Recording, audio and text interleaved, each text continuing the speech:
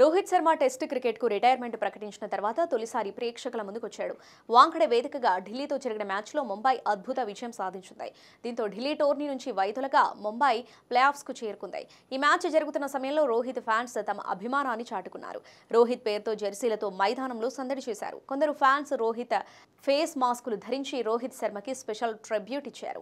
అంతకుముందు రోహిత్ పేరుతో ముంబై వాంఖడే స్టేడియంలో స్టాండ్ ఏర్పాటు చేసి ప్రత్యేకంగా గౌరవించారు. రోహిత్ కెరీర్లో ఇది స్పెషల్ మూమెంట్గా నిలిచింది. ఒకప్పుడు వాంఖడే మైదానంలోకి పర్మిషన్ ఇవ్వలేదు. అదే మైదానంలో ఇప్పుడు అతని పేరు మీద ఒక స్టాండే ఏర్పాటైంది.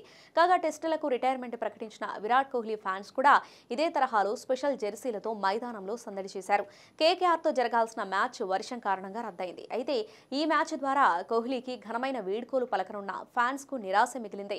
వేలాది మంది కోహ్లీ ఫ్యాన్స్ నెంబర్ 18 జెర్సీతో మైదానానికి తరలివచ్చారు. కానీ మ్యాచ్ జరగలేదు. దీంతో ఫ్యాన్స్ నిరాశతో వెనుతిరిగారు. అయినప్పటికీ చిన్నస్వామి స్టేడియంలో కోహ్లీ జెర్సీలతో నిండిన ఫోటోలు, వీడియోలు సోషల్ మీడియాలో తెగ వైరల్ అయ్యాయి.